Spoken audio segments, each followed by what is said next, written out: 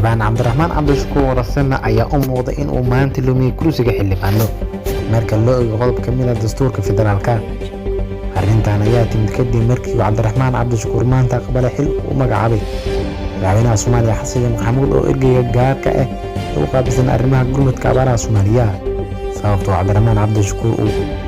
ku weyn karo kursiga xildhibaan ayaa ah dastuurka ku meel gaarka ee uu leeyahay dalka, gaar ahaan qodobka 19 oo dhigaya in xubinimada baarlamaanka lagu lumin karo haddii uu xildhibaanku aqbalo xil dowladeed oo aan ka ahayn wasiir. lama xaqiijin karo haddii madaxweynaha iyo cabdiraxmaan cabdishakuur ay ka hoos baxday qodobkan iyo haddii ay jirto sharaxaad kale oo loo sameeyay qodobkan oo ka hor inta aan la magacaabin cabdiraxmaan cabdishakuur.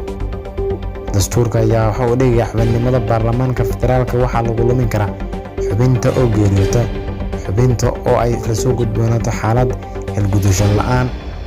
la'aaneed oo joogto ah, xubinta oo istiqaalad u gudbisa aqalka ay ka xubinta ka tahay lagana ogolaado ka maqnaansho laba kala fadhi oo caadi ah iskuna xiga iyada oo aanay jirin sabab maangal ah oo lagu weyn karo.